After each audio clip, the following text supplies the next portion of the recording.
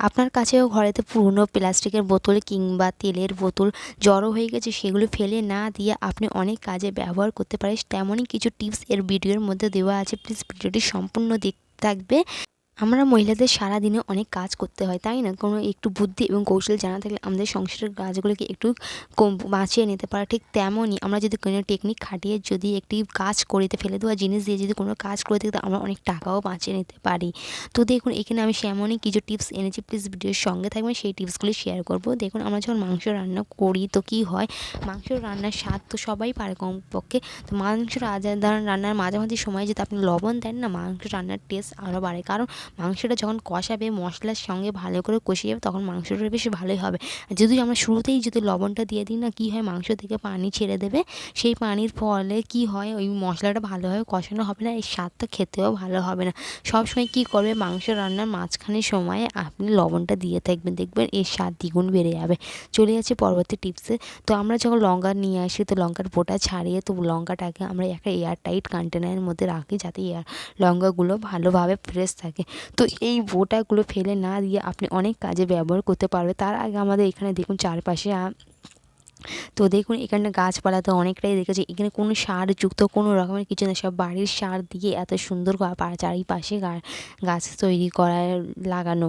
তো তাই এই টিপসটি হচ্ছে, এই লঙ্কার বোটা দিয়েই যদি আপনি লঙ্কার বোটাগুলো ফেলে না দিয়ে আপনি বাড়িতে আপনার গাছের জন্য জৈব সার তৈরি করতে পারেন। গাছের গোড়ায় যে কীটাণুগুলো হয়ে থাকে, যেই রাসায়নিক জৈবগুলো হয়ে থাকে, সেগুলোতে যদি আপনি এগুলো দেয়, যেই জীবাণুগুলো হয়ে থাকে, কীটনাশকগুলো হয়ে থাকে, এই লঙ্কার পানির মধ্যে এমন এমন গুণ আছে যে সেই কীটাণুটাকে মেরে ফেলতে খুব ভালোভাবে সাহায্য করে, জীবাণুনাশক হিসেবে কাজ করে।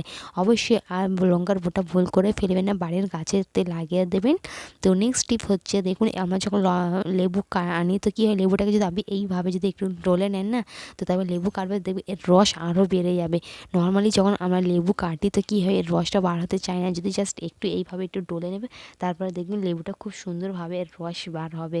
তো নেক্সট, এখন শীতের সময় তো শুটকি মাছ তো পাওয়াই হচ্ছে, তাই না, খাওয়া হচ্ছে। এই শুটকি মাছ বাড়িতে থাকলে কী হয়, মশা ভনভন করে, তো গায়ে গন্ধ আসে। সেটা এই লবঙ্গ যদি আপনি দিয়ে দেন, তো এই শুটকি মাছের কাছে কোনো রকমের মশা ভনভন করবে না, এবং যে একটা বাজে একটা আঁশটা গন্ধ বার হয়, সেটা একটু হলেও কমবে। মশাটা থেকে আপনি রেহাই পাবে, এবং আশেপাশে কোনো পোকামাকড় আসবেই না। এই লবঙ্গের গন্ধ এতটাই যে স্ট্রং। তো নেক্সট, এখানে আমি একটা জলের বোতল নিয়েছি, জলের বোতলটা উপর থেকে আমি কেটে নিলাম। এটা আপনি অনেক কাজে ব্যবহার করতে পারেন, আপনি অর্গানাইজার হিসেবে ব্যবহার করতে পারেন। ভিডিওটা খালি সম্পূর্ণ দেখুন। এই ধরনের জলের বোতল আর ফেলবেন না ভুলেও। দেখুন, ওইটা প্রথম ওপরের অংশটা আমি কেটে নিয়েছি, তারপরে এই মাঝখান থেকে আমি তো এইভাবে কাঁচির সাহায্যে কেটে নিচ্ছি। তো আমাদের বাড়িতে অনেক কিছু জিনিসপত্র আছে যে আমরা অর্গানাইজের জন্য আমাদের জিনিসপত্রগুলো নষ্ট হয়ে যায়, এবং স্পেস সেভিংও না। তো এটা হয় স্পেস সেভিং একটি অর্গানাইজার তৈরি হচ্ছে। প্রথমে এর মাঝখান থেকে কেটে নিলাম, আপনি দেখতেই পেয়েছেন, তো কেটে নিলাম। তো এইখানটা বেশ ফাঁকা মতো হয়ে গেল। এই যে আমাদের বাড়িতে কাঁচের বাটিগুলো থাকে না, এগুলো যেখানে সেখানে রাখলে কী হয়, ভেঙে যাবে। তো এইভাবে এর মধ্যে একে উপরে করে অর্গানাইজ করে রাখতে পারেন, দেখবেন স্পেস সেভিং। তো এর উপরে ঢাকনাটাও আমি লাগিয়ে দিয়েছি। তো এরভাবে আমি একটা সাইডে অর্গানাইজে কতটা স্পেস সেভিংও দেখতেই পাচ্ছ। নেক্সট হচ্ছে, আমরা বিস্কুটের ডাব্বা কী হয়, যখন কিনে আনি, তো এটা এয়ার টাইট হয়, তাই অনেক সময় কী হয়, এয়ার টাইট হয় না। তো আপনি খুব সহজেই করে নিতে পারেন। যেই বিস্কুটের প্যাকেটটা থাকে, ওই প্যাকেটটা ফেলবেন না, এই কন্টেনারের উপর এইভাবে রেখে তারপর ঢাকনাটা মুড়ে দেবে, দেখবেন এটা এয়ার টাইট হয়ে আসবে, ভেতরে কোনো রকমের হাওয়া ঢুকবে না, আর এটা ময়েশ্চারও যুক্ত হবে না, এটার মচমচে থাকবে। আশা করি টিপসটা অ্যাপ্লাই করবেন, কাজে আসবে। তো এইখানে দেখুন, এখানে লেবুর খোসা নিয়েছি, তো এর মধ্যে দিয়ে দেবো বেশ খানিকটা লবঙ্গ। তো এই লবঙ্গ আমাদের কি করবে সেটাই শেয়ার করব। এই লবঙ্গ দিয়ে দিয়েছে এই শীতের সময়ের জন্য, এই টিপসটা অবশ্যই জরুরি টিপস। তো শীতের সময় একটু বিশেষ করে কী হয়, একটু বাড়িতে সন্ধ্যা থেকে না এতটাই যে মশা আসে তা বলার না।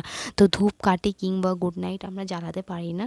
তো এইটা আপনি করতে পারেন, একদম ন্যাচারালিভাবে আপনি বাড়িতে যত রকম মশা মাছি আছে খুব সহজেই দূর করে দিতে পারবে।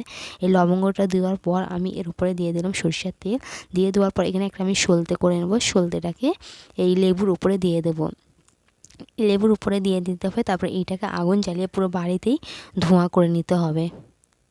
পুরো যদি বাড়িতে ধোঁয়া করে নেন, তো দেখবেন বাড়িতে যত মশা মাছি আছে সব চলে যাবে। একদম প্রাকৃতিক একটা মশা তাড়ানোর উপায়। যদি অনেকে কী হয় না, শ্বাসকষ্টের জন্য মশার এই ধূপকাঠিগুলো জ্বালাতে চায় না, কিংবা গুড নাইট এই শ্বাসকষ্টের জন্য জ্বালাতে চায় না, বুকেতে ব্যথা হয়, তো এইটা যদি করেন, তো সবসময় আপনার কার্যকর আসবে। আর এটা ভালো করে ধোঁয়া দিয়ে দেওয়ার পর বাড়ির এক সাইডে রেখে দেবেন।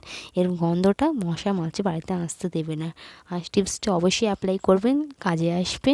তো চলে যাচ্ছি পরবর্তী টিপসে। তো দেখুন এখানে আমি একটা এই ধরনের ছোট একটি বোতল নিয়েছি। এর প্রথমে বোতলের ট্যাগটি কেটে নেব। তো কেটে নিয়েছি। তারপরে এখানে আমি একটা ছুরির সাহায্যে ছুরিটাকে ভালো করে গরম করে নিচ্ছি। এই ধরনের বোতল যে কত যে কাজে আসে তা বলার না।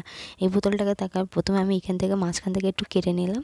তো ওইখান থেকে কেটে নিলাম, অনেক কাজে ব্যবহার করতে পারবো। তো এই বোতলগুলো ভুল করে ফেলবেন না, আপনি অনেক কাজে ব্যবহার করতে পারবেন, অনেক রিউজ করা যায়, অনেক জিনিস আমরা অর্গানাইজ করে রাখতে পারি অল্প খরচের মধ্যে। আমরা যদি কোনো জিনিসই অর্গানাইজার কিনে রাখে তো আমাদের কী হয়, পয়সাটা নষ্ট হয়। সেটা আপনি বাড়িতেই খুব সহজে তৈরি করে নিতে পারছেন। তো আপনার টাকাটা একটু হলে বাঁচবে। তো দেখুন উপর থেকেও বেশ খানিকটা আমি কেটে নিচ্ছি এর উপরে ঢাকার জন্য।